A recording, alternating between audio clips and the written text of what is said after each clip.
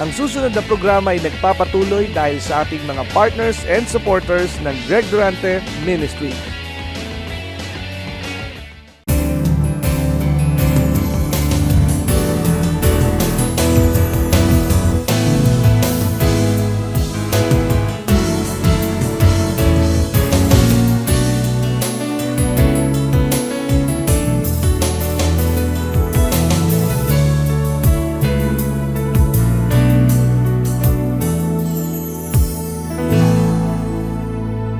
Na nasa bawat isa sa atin, ano ang kailangan? Renewal. At ano yung right spirit? You are humble, you are meek, you are kind, and you are loving and forgiving. So pag nawala na yung pagiging forgiveness, forgiveful, pag nawala na yung iyong kabaitan, you need to renew a right spirit within you. So, again, let us ask, create in me a clean heart and then pure heart. Malinis at dalisay na puso. After the create in me, then pure heart. Kailangan po ang kabanalan kung ibig mo ng kasaganaan. So ano man ang iyong pinaniwalaan na iyong ipinahayag, ito ay mangyayari. Amen? What you believe, that you declare, it shall happen to your life. Amen po ba? Kayo po ba ay may expectation ngayong gabi? Kayo po ba ay naniniwala na pagkatapos ng gawain, pag-uwi ninyo, yung inyong inaasahan ay inyong matatanggap? Hindi ba kayo nag-aalinlangan? Hindi dapat na nag-aalinlangan. So pumikit ka sandali at banggitin mo sa Diyos yung iyong inaasahan ngayong gabi. Sige po. Sabihin mo ngayon sa Diyos, yung iyong inaasahan. So, salamat dahil kayo ay mahusay manalangin. At yun po ang susi. At huwag mong itatago yung iyong susi dahil hindi mo mabubuksan ang pintuan. Amen? Kailangan laging dala mo yung mga susi. So tayo po ay darako na sa mensahe ngayong gabi. At ang una pong nais kong dalhin sa inyo ay dalawang salita. Weakness and inadequacy. Kahinaan, ano po yung inadequate? Ibig sabihin ay kakulangan. Kahinaan at kakulangan. So kahit ano po ang husay ng tao, some way, somehow, meron siyang weakness at meron siyang inadequacy. At kapag hindi ito tinukoy ng isang tao, siya po ay magkakaroon ng mga kalituhan. Samantalang kung atin lamang uunawain na ang Diyos ay laging nakadipa, naghihintay ng paglapit ng bawat isa sa atin sa Kanya. All day long, ang Diyos po'y naghihintay sa atin. Because faith is coming to God. Kaya wag na wag mong kaliligtaan ng Diyos. Pagkagising sa umaga, Diyos agad ang iyong lapitan. Huwag pagwasak na ang lahat sa kakalalapit sa Diyos. Habang ikaw ay nabubuhay, lagi kang lumapit sa Diyos. Napakaganda po kung ang paglapit natin sa Diyos ay hindi pagbabalik loob. Ang pagbabalik loob po ay pagtalikod pansamantala. Kaya kailangan pong tayo ay laging kaisa ng Panginoon araw-araw. Kaya nga po kung sakali man na ikaw ay nalilito, sa Deuteronomy 29:29, Talagang nakakalito po sa ibabaw ng daigdig sapagkat sa ibabaw ng lupa, masalimuot ang buhay. Nakakapagod po at nakakasawa dahil paulit-ulit ang ating buhay sa araw-araw. So, the secret things belong unto the Lord our God. But those things which are revealed belong unto us and to our children forever, that we may do all the words of this law. So, pansinin po natin, meron pong mga inilihim ang Diyos na para sa Kanya lang. Mga inilihim niya na para sa Kanya lang. For His eyes only. For His heart only. Pero meron po siyang isinisiwalat sa ibig niya na pagsiwalatan. Kaya nga, napakahalaga pong maunawaan natin na sa ibabaw ng lupang ito, maraming bagay tayong hindi alam at hindi natin maunawaan. Kaya tamang-tama ang title, Confused. So, katanungan po ito, ikaw ba'y nalilito? Maghintay ka lang at makinig. Confused? Wait, listen. Dahil marami po ang napapagod na sa kanilang buhay espiritual. Marapat ba na ang isang Kristiyano ay mapagod sa espiritual niyang buhay? Hindi dapat. Pero bakit may napapagod?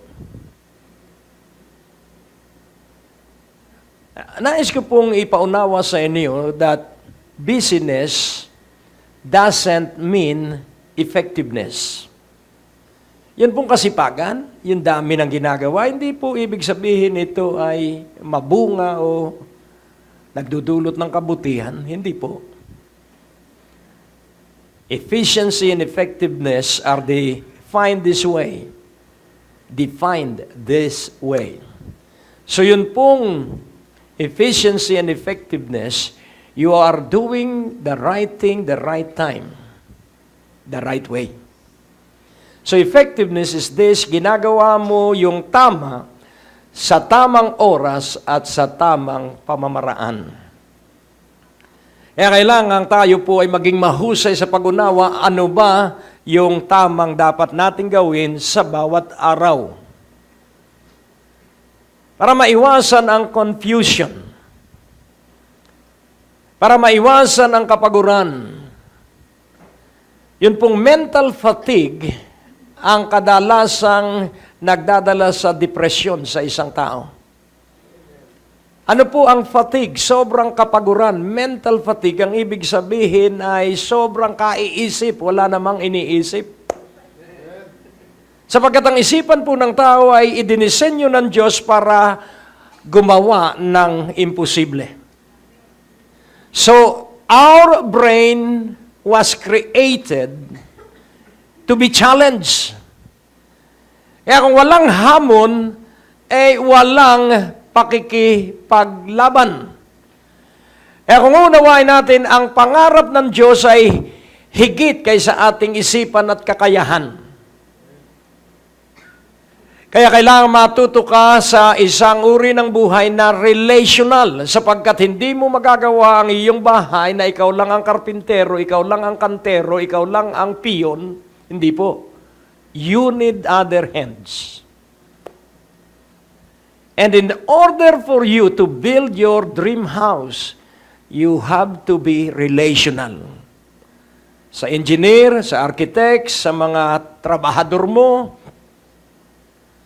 relationship is normal and ito po'y dapat na iyong gawin araw-araw. Sa kapitbahay lang, kailangan mo ang relasyon. Sa mga basurero lang, kailangan mo ang relasyon. Para hindi nagkakalat pag kinuha ang iyong tambak na basura.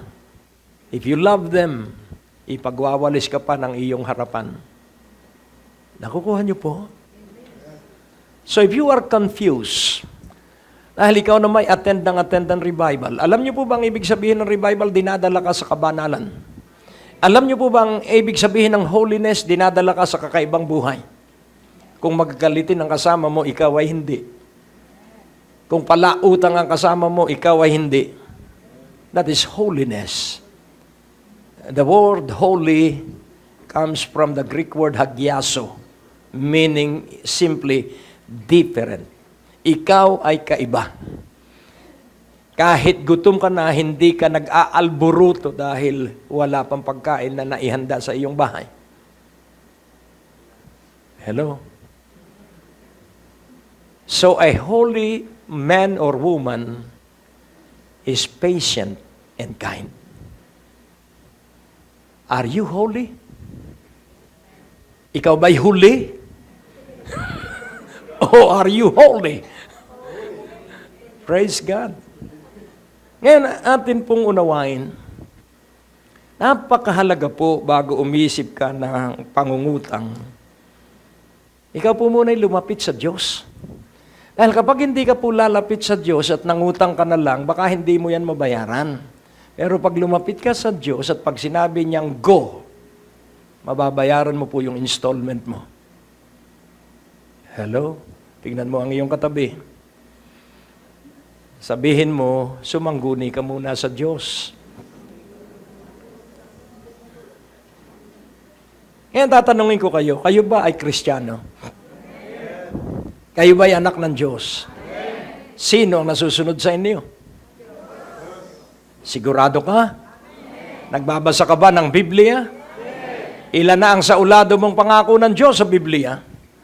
Kung John 3:16 pa rin hanggang ngayon, doubtful ang iyong pagsagot na mahal mo ang Diyos. Dahil kung iniibig mo ang Diyos, hindi pwedeng hindi mo ibigin ang Kanyang salita. Amen po ba? At kapag ikay nabubuhay na umiibig sa Diyos at sa Kanyang salita, ikaw ang magiging pwesto mo spiritually. Ikaw po ay nasa ibabaw ng mga alapaap. You will be above the heavenlies. Amen po ba? And because you are above the heavenlies and this is a spiritual thing and this is truth, kapag ikaw pa'y lumalakad above the heavenlies, dahil ang sabi ni Solomon, everything under the sun is vanity and vain. Lahat ng nasa silong ng araw ay pawang, lahat ay walang kabuluhan. At ang nasa ibabaw ng araw, yun ang makabuluhan. Kaya nga po ating unawaing mabuti, how shall you solve confusion in your life? Paano mo po malulutas ang kalituhan sa iyong buhay? Napakahalaga po, wait, listen. Makinig ka o maghintay ka at makinig ka. Una, ating unawain, for those who wait upon the Lord shall mount up with wings like that of eagle. They shall run, they shall not be weary. They shall walk, they shall not faint. Kaya kung papansinin po natin, meron pong destiny ang tinutukoy dun sa waiting. From one point to another point. And to reach that other side, you have to run. Sometimes if you are tired, you have to walk. Walk, run, walk. Amen po ba?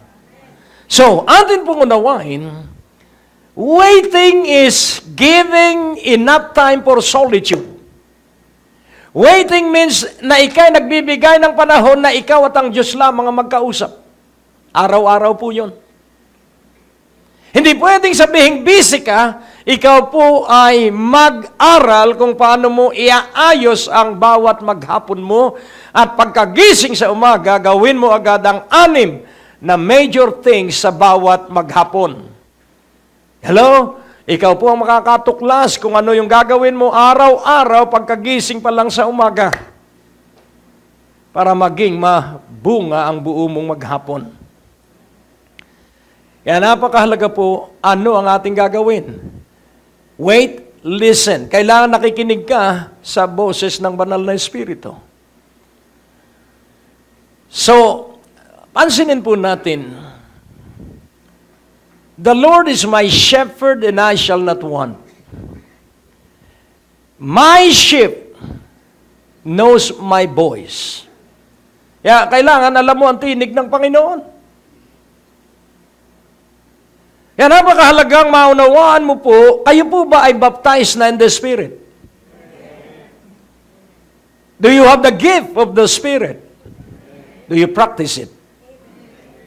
Kaya kailangan pong ginagamit mo yung mga regalo na iyong nakamit mula sa Espiritu.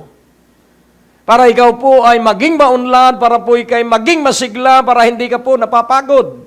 Nakakasawa po ang buhay, I tell you. Kung wala ang banal na Espiritu, nakakasawa ang buhay dahil paulit-ulit ka lang doon sa lansangang dinaraanan mo for 60 years. At ang kahalubilo mo sa bahay mo ay kasama mo ng maraming taon kung wala ang Diyos. Kung wala ang patnubay ng banal na Espiritu, magsasawa ka. Paikot-ikot lang ang iyong ulam at ang aking ulam. Adobo, ginisa, nilaga, inihaw, paikot-ikot. Pero magsasawa ka kapag hindi ka pinapatnubayan ng Diyos. Ang trabaho. Kung ikaw ay 20 taon ng teacher, 1 taon lang ang kailangan para ma-master mo yung pagtuturo. At 20 taong paulit-ulitin mo yung 1 year na pinagdalubhasaan mo. Kapag ikay kusinero, yun at yun, kung pansit gisado, yun at yun, pansit gisado ang iyong lulutuin, at magsasawa ka. Mababagot ka. Kung wala ang Diyos. Pero kung kasama mo ang Diyos, magigita yung maligaya araw at gabi. Amen po ba? E napakahalaga po na kasama natin ang Diyos. Kaya naman, kailangan kayo magpasya na makasama ang Diyos. Paano mo makakasama ang Diyos? Kinakausap mo ba ang Diyos? Naniniwala ka ba na ang Diyos ay buhay? Do you believe that God is alive? Do you believe that God has emotion?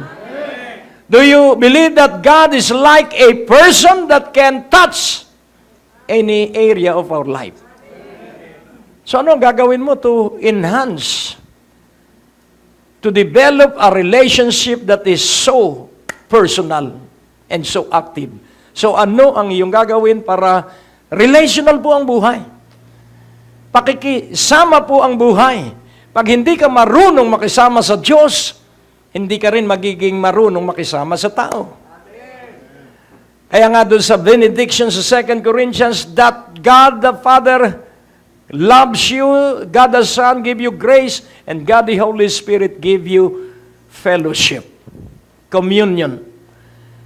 Yan napakahalagang iyong maunawaan para hindi ka malito. Hihingi ka lagi ng patnubay sa Diyos araw at gabi. Sa Psalms 32 verse 8. Psalms 32 verse 8. I will instruct thee and teach thee in the way which thou shalt go. I will guide thee with mine eye. So hindi ka po magsasawa, lagi kang excited araw-araw.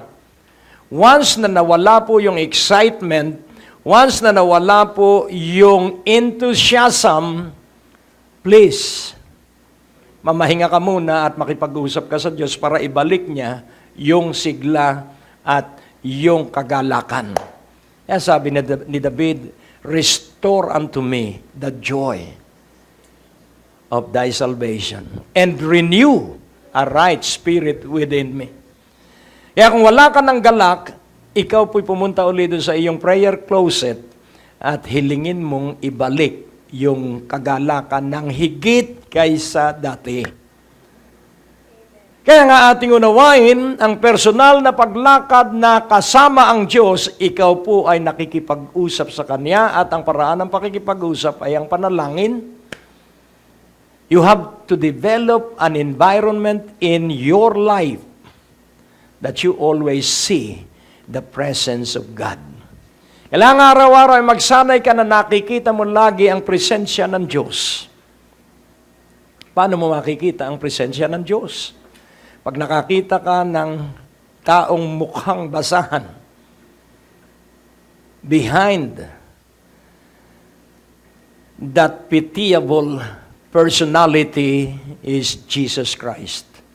Whatsoever you do to the least of your brethren, that you have done unto me. So, the poor people, the needy people are representation of the presence of God.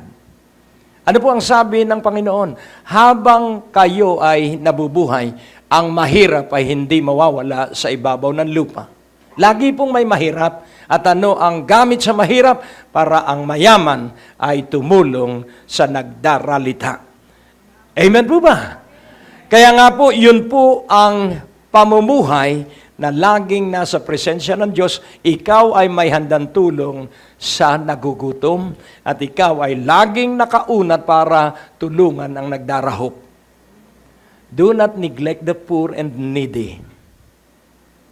Attend to their needs. Kailangan po natin na gawin ang ipinagagawa ng Panginoon. Amen po ba?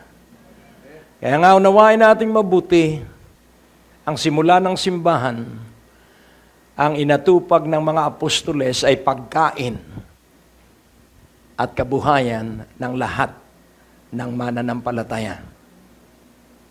Pumili pa nga siya ng 7 lalaki na banal at puspos ng Espiritu at matatag ang pananampalataya para mag-distribute ng pagkain. Hindi dapat na naghihirap ang mga kapatiran sa bawat simbahan. Hindi dapat. Dahil hindi yan kasama sa orihinal na plano ng Diyos. Kaya nga mula pa sa Book of Deuteronomy, ang sabi ng Diyos, ang mahirap ninyong kababayan, tulungan ng mayaman sa inyo. Amen po ba? Kaya nga unawain nating mabuti.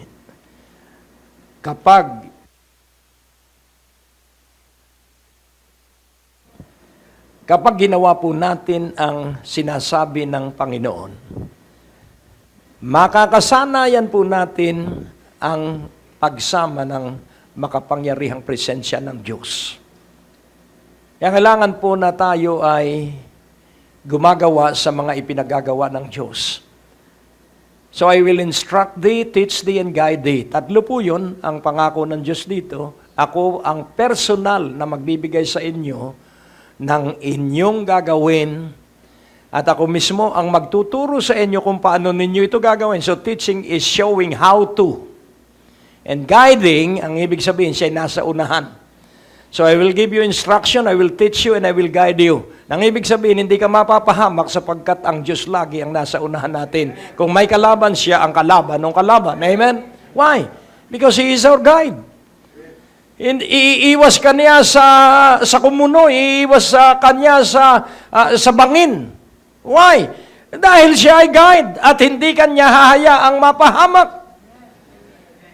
Nakukuha niyo po, kung sakali man ay kay matisod, huwag mong kalilimutan na ang iyong guide ay nasa iyong unahan at pwedeng huminto muna ang paglalakbay. Nakukuha niyo po? At mag-a-attend siya dun sa need nung natisod o nung anong tawag doon sa Quezon ay natapilok o nalinsad ang paa dahil sa maling hakbang. So hihinto po yung guide at uusisain kung ano ang kanilang gagawin at kung kailangang bitbitin o ilagay sa makeshift na bed dahil simple lang naman pong gumawa. Nung Boy Scout kami, yung polo shirt o kung ano man, yung jacket, ilalagay namin sa 2 kawayan at tatalian at doon namin ihihiga. 2 jacket, maihiga. Yun po ay isang practice sa Boy Scout. So madadala mo yung napilayan ng maayos hanggang sa pinakamalapit na clinic o hospital. Kaya nais kong inyong maunawaan, hindi nagpapabaya ang ating patnubay. Kung sakaling ikay nagkasakit, makipag-usap ka lang lagi sa Kanya dahil siya ang may alam kung paano ka lalapatan ng lunas. Talk to Him. Amen? Talk to Him. Lagi mong kausapin ng Diyos at kayo'y magkakaroon ng isang relasyon ng pagkamabutihan. Kailangan mo ng puhunan, kausapin mo ang Diyos. Amen? Kaya nais kong inyong maunawaan ang orihinal na plano ng Diyos, walang mahirap sa kanyang pamilya. Sabihin mo sa iyong katabi, ang orihinal na plano ng Diyos, walang mahirap sa kanyang pamilya. At doon sa orihinal na plano ng Diyos, wala ding sakit. Meron po bang nakasulat sa Biblia na ang plano ng Diyos, bawat tao ay kailangang may sakit? Wala po. Pero ang plano ng Diyos, kapag kayo'y nagkasakit, lumapit kayo sa akin at kayo'y pagagalingin ko. Pero kakaiba ang bagong tipan sapagkat ang umako na ng lahat ng sakit at karamdaman ay ang Panginoon. Kaya kailangan kausapin natin lagi ang Panginoon kapag naninikip ang ating dibdib at ating ipikit ang ating mata at tingnan natin sa ating balintataw o sa ating isipan na kay Jesus yung paninikip ng dibdib. If you will practice it, you will specialize on that practice. The practice of imagination, and that is part of acting on faith. Ang natapos na palatuntunan ay nagpapatuloy dahil sa inyong mga pinansyal na kaloob na ibinibigay sa Greg Durante Ministries. Tapos na naman po ang ating palatuntunan at nais po naming makarinig mula sa inyo. Maaari po kayo sumulat sa PO Box 4135 Manila o mag-text sa mga numero na nakikita nyo sa ating screen o tumawag sa mga telepono na inyo pong nakikita din sa ating mga screen at handa po kaming makarinig mula sa inyo ng patotoo ng pagpapalat, biyaya at tagumpay.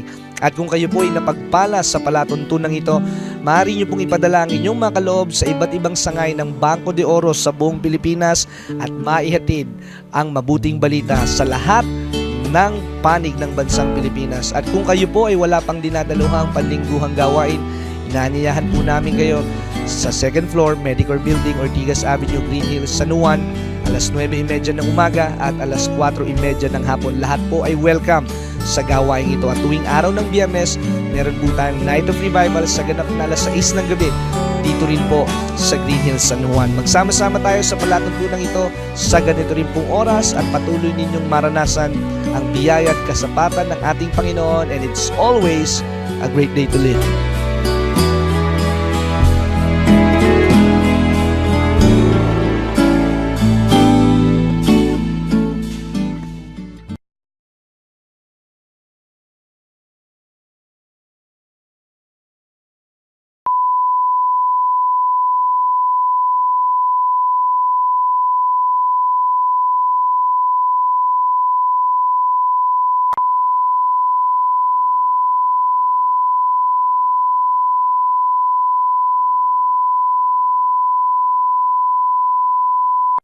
Ang susunod na programa ay nagpapatuloy dahil sa ating mga partners and supporters ng Greg Durante Ministry.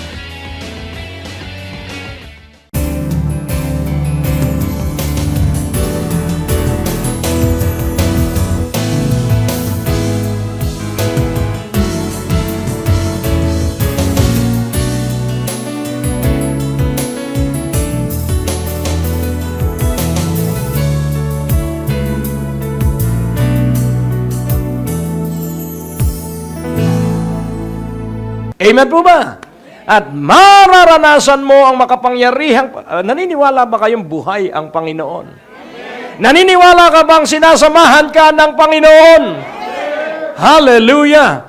Kaya nais kong ipaunawa sa inyo, ikaw ay tapat, lagi ka sa revival. Huwag mong sasabihin, ako na may dalo ng revival. Bakit? Yun po ang hindi magandang tanong. Bakit? Sapagkat ang bakit po ay pag-aalinlangan. Kailangang huwag kang mag-alinlangan sapagkat ang Diyos ang ating pastol at ang Diyos ang namumuno sa atin. Alam niya ang kanyang ginagawa sa iyo at sa akin. For all things work together for good. Ang nakapagdadala ng pag-aalinlangan ay yung ating rationalization sa ating isipan at yung ating reasoning. Our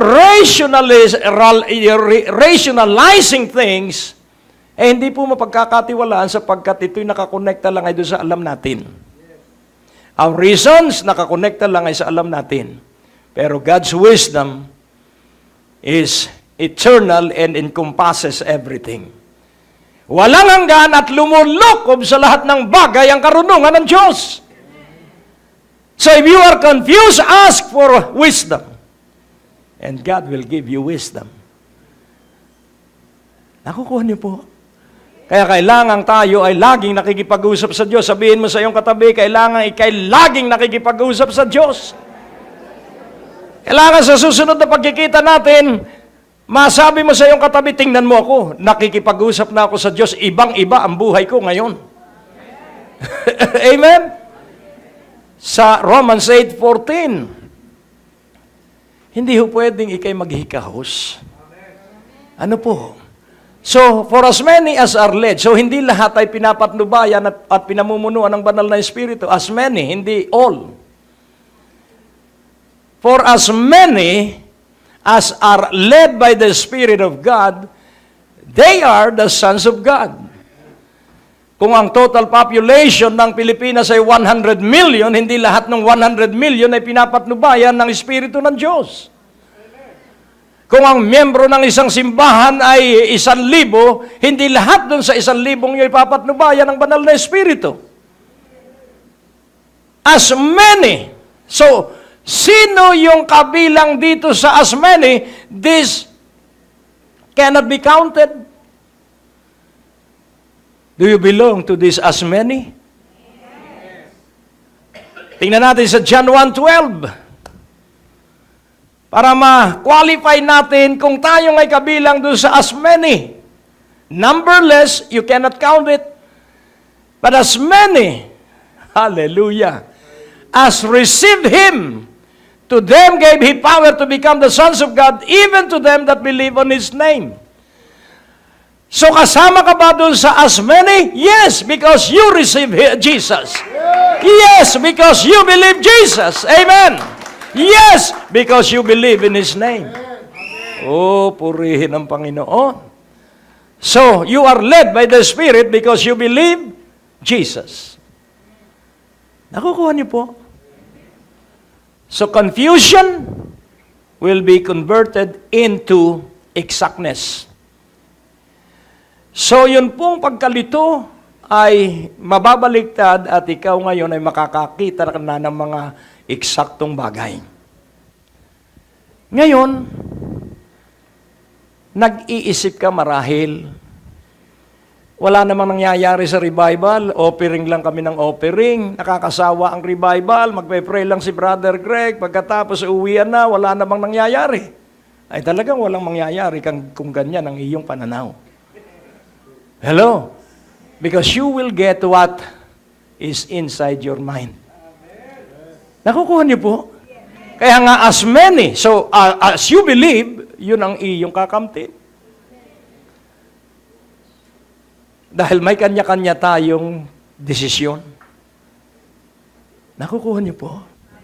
Sa dami naming uma-attend since 1979 ang mga gawain.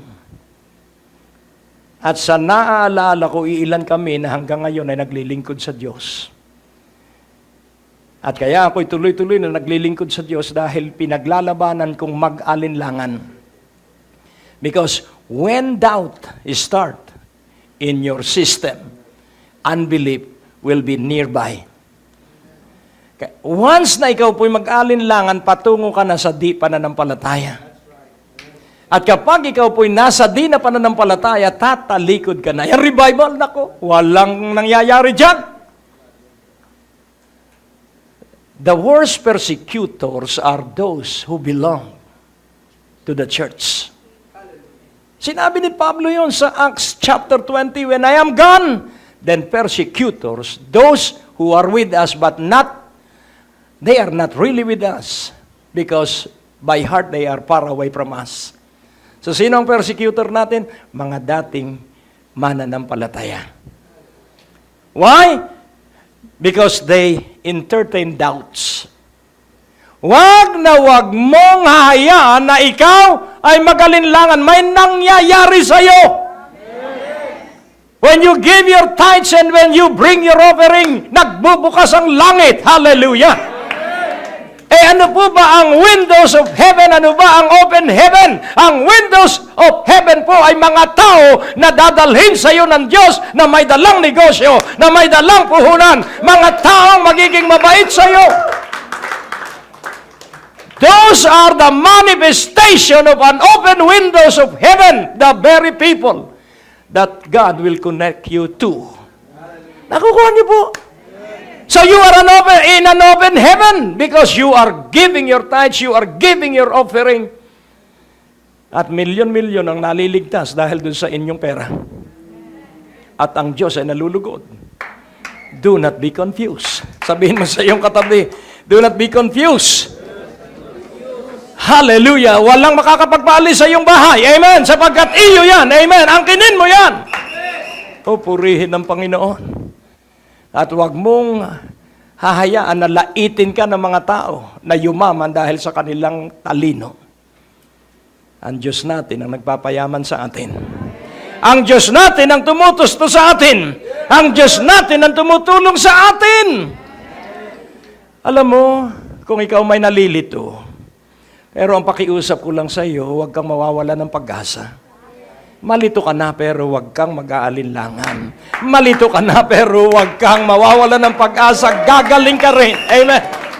Yayaman ka rin. Amen. Pero kailangan magtiwala ka. Naalala ko ang isang lalaking, aywan ko kung kilala ninyo, sa 1 Kings. Kilala nyo kaya itong lalaking ito sa 1 Kings 19, verse 1.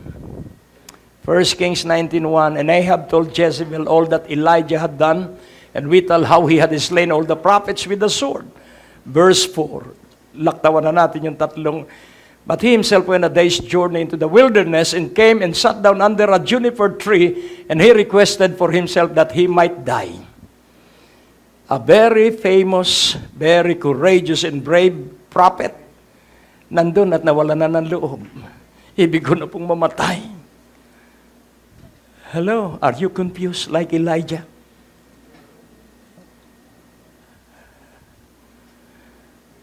And said, it is enough. Now, O Lord, take away my life, for I am not better than my fathers. In time of confusion, ang makikita ng isang taong confused, yung kanyang kahinaan. Yung kanyang mga mali sa buhay. Yung kanyang karukaan, yung kanyang mga kabiguan. Please, rise up. Ano ang ginawa ng Diyos kay Elijah? Pinatulan ba siya? Pinatay ba siya ng Diyos? Hindi. Dahil ang isang taong confused, walang katinoan sa isipan. At ang sabi ng verse 5, and as he lay and slept under a juniper tree, behold, then an angel touched him and said unto him, arise and eat. So sa iyong pagkalito, ikaw ay pakakainin ng Diyos para muling lumakas. Ibig sabihin, hindi tayo itatakwil ng Diyos sa ating pagkalito. Nauunawaan niya yung ating weakness and inadequacy. Kaya kailangan ng paglapit natin sa Diyos ay ganito, Lord, I admit my weakness in some area of my life. Lord, I acknowledge my inadequacy in some area of my life. May mga ilang bahagi ng aking buhay na ako ay may kahinaan. Hallelujah! Maaaring ang kahinaan mo, ikaw ay laging tulog at ayaw mong bumangon ng maaga para manalangin. That is a weakness. Ay mismong yung tatlong alagad niya, ang sabi niya, kayo ba hindi man lang makakapagpuyat kahit isang oras lang? At ang sabi nila, magpupuyat po kami. Tulog uli. Bakit sila antukin? Hindi dahil sa demonyo. Dahil ang kanilang katawan ay hindi nila trinain para makapagpuyat kahit isang oras. Nakukuha niyo po? Matitrain mo po ang katawan mo na ang kain mo lang ay isang dakot na pagkain kung ititrain mo ang iyong tiyan. Dahil flexible po ang ating bituka at yun po ay liliit sang-ayon dun sa intake. Kaya naman lumolobo yan dahil kilo-kilo yung kinakain ng tao. Kaya alam mo, nag-accommodate po ang ating tiyan sang-ayon doon sa iyong ipinapasok dahil may flexibility po ang ating stomach. Amen? At yung ating large and small intestine, lumalaki po yun. Pero kung maliit ang intake, maliit din. Amen? At madali kang mabusog kung sanay ka sa kaunting pagkain. Kaya nga po ating unawain, si Elijah na napakahusay, napakatapang, ito, broken-hearted at gusto nang mamatay. Can you identify with him? Ikaw ba may karanasan na parang hindi yata tapat sa akin ng Diyos? Hindi po. Hindi po. Kailanman, ang katapatan ng Diyos ay hindi mo mahahatulan. His faithfulness is forever. Amen po ba? Ngayon, ang gagawin lang natin, sige po Panginoon, kung gusto mong umalis ako sa bahay, palagay ko mas maganda yung ipapalit mo sa aking bahay. Hello? So, do your best shot, O Lord. Gawin mo na po yung gusto mo sa akin. Ganun po dapat ang ating relasyon sa Diyos. Sapagkat laging maganda po ang gagawin ng Diyos kaysa iniisip natin na maganda. Lagi pong mas maganda ang gagawin ng Diyos sa iyo kaysa ating iniisip na magandang gagawin natin sa ating sarili. Si Habakuk ay nag-iisip. Habakuk chapter 1, hindi na natin babasahin. Nag-iisip siya, Diyos ko, bakit para kayatang hindi nakikialam ang karahasan ay laganap sa Metro Manila, Panginoon? Bakit parang ikaw ay tahimik? Parang sabi ng Panginoon, lalo kang magugulat kapag linusob na kayo ng isang dayuhang bansa upang kayo'y lipulin dahil sa inyong kasalanan. So hindi po siya inaliw ng Diyos. Sinabi pa niya ang higit na mas masamang kalupitan na mangyayari sa kaniyang bayan. Pero ang sabi niya, ito naman ay sa hinaharap pa. So, ibig sabihin ay, gawin mo lang yung ipinagagawa ko sa iyo, Habakuk. Sa iyong panahon, ikaw ay pagpapalain ko kapag sinunod mo ako doon sa pinagagawa ko sa iyong panahon. Kaya hindi ka titingin doon sa mangyayari 100 years from now o 20 years from now. Ang gawin mo ay yung ipinagagawa sa iyo ng Diyos ngayon. Amen po ba? Si Asaph na saserdote ay nagtaka at nagtatanong sa Diyos at nag-aalinlangan na sa katapatan ng Diyos. Paano na kami? Kami ay nagtapat sa Diyos. Kami ay naglingkod sa Diyos. Bakit? Parang ang mga masasamang hindi kumikilala sa Diyos ang maunlad, mayaman, hindi nagkakasakit. Pero ang sabi ng Diyos, mapalad ka nga, Asaph. Dahil ikaw ay matibay at matatag ang iyong landas, sila madulas.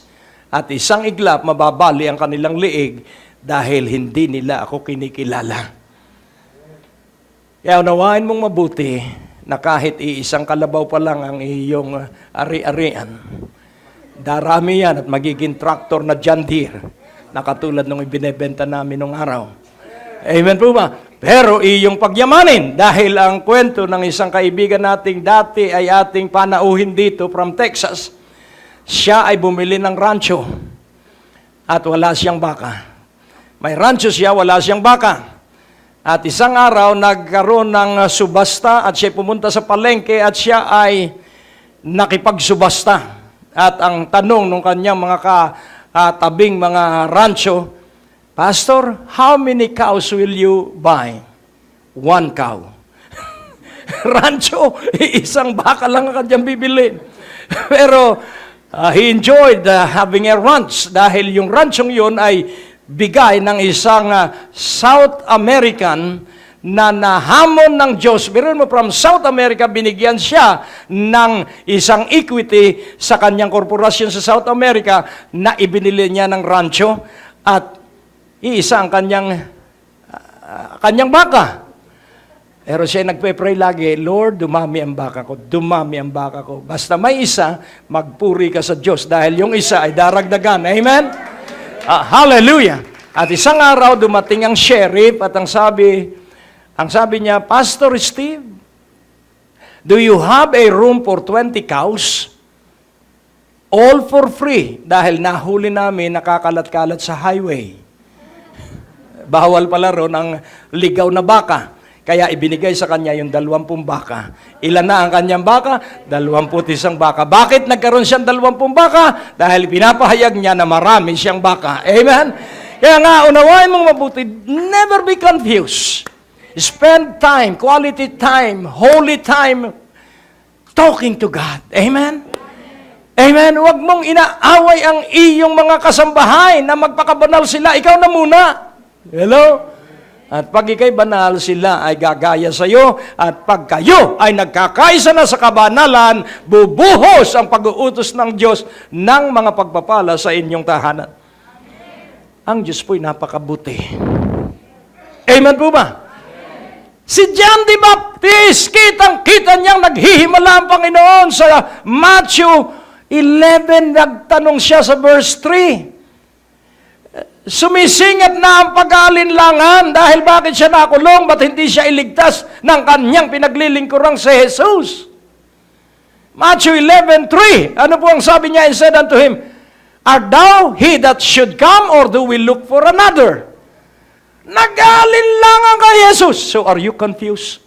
Nais kong ipaunawa sa iyo, magpatuloy ka lang sa iyong ginagawa sa revival at tatanggapin mo yung matagal nang pinapangarap na inilagay sa iyo ng Diyos na pangarap dahil yung pangarap na yon nababalaman. Ito ang sasabihin ko sa iyo, mangyayari yan sa takdang oras at sa takdang panahon ng Diyos. Oh, purihin ang Panginoon. Laging tandaan mo, ang sanggol ay sinisilang 9 months after. Ang buto, pag itinanim mo, may isang buto may isang binhi ng kawayan. Ito ay isang espèce ng bamboo sa China. Pag itinanim mo for 5 years, wala kang makikita na anumang palatandaan na may kawayang itinanim.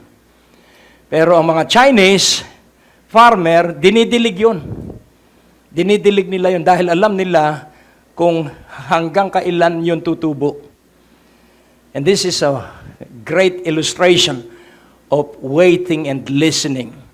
So dinidilig nila 5 years and then pag eksaktong 5 years na, lilitaw na yung talbos nung kawayan and 90 days after, 90 feet tall yung kawayan na biglang lalaki. Ganyan din po ang iyong pagpapala. Huwag ka lang magsasawa, huwag ka lang mag-aalinlangan. Kayo rin ba ako ay iiwan ninyo katulad nila? Ang natira lang, 12, Judas pa ang isa.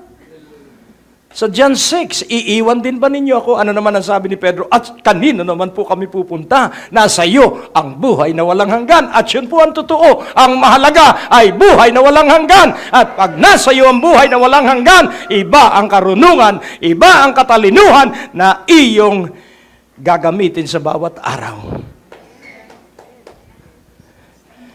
Kahit si Tomas ay doubter, the doubting Thomas, pero hindi po siya nagtatwa sa Panginoon. Kaya kung sakaling ikay confused, tama ba ang pag-attend ng revival? Ito ang sasabihin ko sa iyo, tama. Tama ba ang aking ginagawang pag-offering sa revival? Sasabihin ko sa iyo, tama. Basta maniwala ka lang na tama ang ating ginagawa. Huwag mo nang pag-alinlanganan sapagkat once na nag-alinlangan ka, aalis yung pagpapalang nakatakda. Maniwala ka na ito ay gawain ng Diyos. Never, never, never doubt. Nakakapagod po ang mag-alinlangan. Kung ikaw po ay kukuha ng empleyado, pagtiwalaan mo po siya. Otherwise, kung pagdududahan mo siya, sisantihin mo na. Nakukuha niyo po. Dahil po yung buhay na relasyon at yung pagmamabutihan sa isang hanap buhay, ito po'y hindi nadidevelop sa one day lang. Ito po'y nadidevelop through many days. Pero kung talagang hindi mabago, 1 linggo, 2 linggo na hindi pa nagbabago, dati pa rin at gusto pa rin niya siyang masusunod, bigyan mo ng pamasahe at sabihin mo, umuwi ka na doon ka na lang sa inyo. Hello? Dahil marami ang mapapahamak at marami ang masisira. Kaya napakahalaga po, please, when you are confused, my warning is this, never doubt.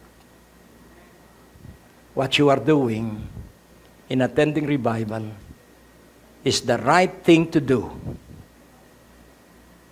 Tamang bagay na gawain ang dumalo ng revival sapagkat darating ang kaganapan ng huling panahon na maraming tao ang hindi na magtitiwala sa Diyos. Dalawang katotohanan, virtual reality and natural reality. Virtual reality is based on feeling, emotion.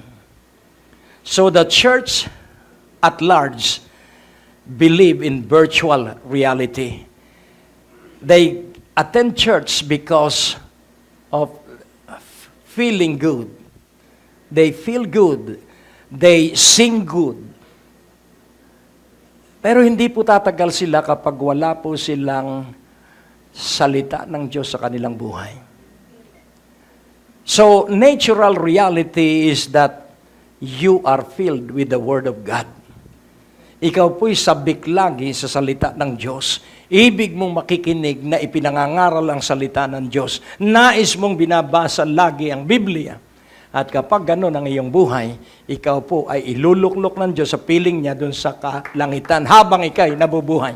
Isaiah, magtatapos po tayo dito. Isaiah 47:15. Ibig kong ikaw ay makaluklok sa trono na kasama ng Panginoon.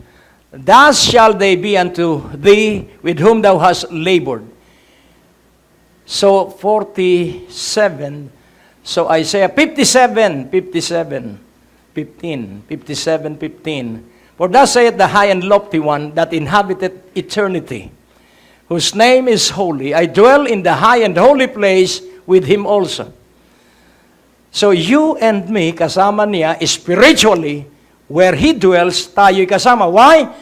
With him also that is of a contrite and humble spirit. Do you possess a contrite and humble spirit? What is a contrite spirit? Hindi ka tumatagal na may kasalanan, nalulungkot ka at ikay nagsisisi at tumatalikod at humihingi agad ng patawad. That is contriteness. And what is humility? You believe that you cannot do without Jesus. You believe that it is only the Spirit that can prosper you. You believe that it is only the Holy Spirit that can give you success. Do you have that two vital attitude of contriteness and humility to revive the spirit of the humble and to revive the heart of the contrite ones? So ikaw po'y makakapagpasigla ng mga nanghihina sapagkat ikaw ay pinasisigla ng Panginoon.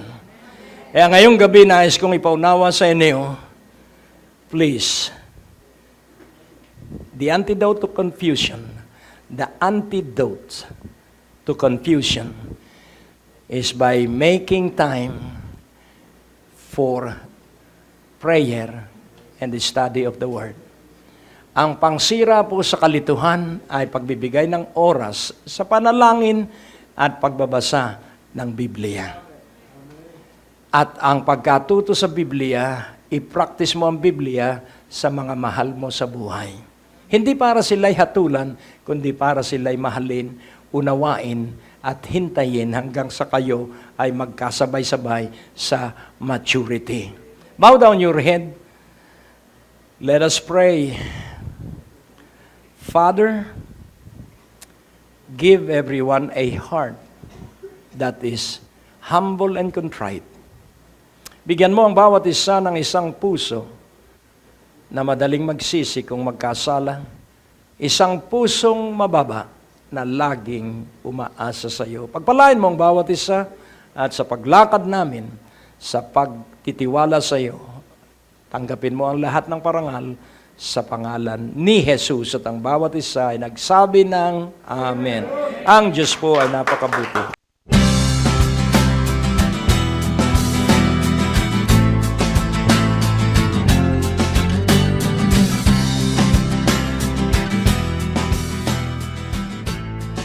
Heto na po ang progress ng ating construction project sa ating Prayer Mountain sa Barangay Kamaysa, Tayabas, Quezon.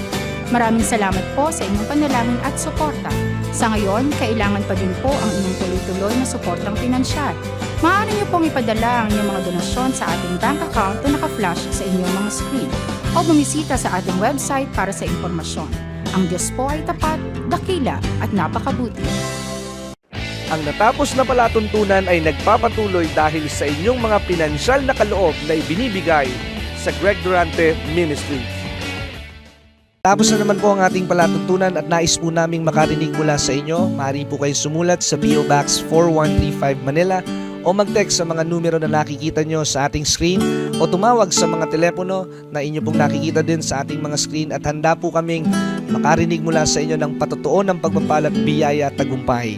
At kung kayo po ay napagpala sa palatuntunan ito, maaari nyo pong ipadala ang inyong mga kaloob sa iba't ibang sangay ng Bangko de Oro sa buong Pilipinas at maihatid ang mabuting balita sa lahat ng panig ng bansang Pilipinas. At kung kayo po ay wala pang dinadaluhang panlingguhang gawain, inaanyayahan po namin kayo sa 2nd floor, Medicor Building, Ortigas Avenue, Green Hills, San Juan, alas 9:30 ng umaga at alas 4:30 ng hapon. Lahat po ay welcome sa gawain ito. At tuwing araw ng Biyernes, meron po tayong Night of Revival sa ganap na alas 6 ng gabi dito rin po sa Green Hills, San Juan. Magsama-sama tayo sa palatuntunan ito sa ganito rin pong oras at patuloy ninyong maranasan ang biyaya at kasapatan ng ating Panginoon, and it's always a great day to live.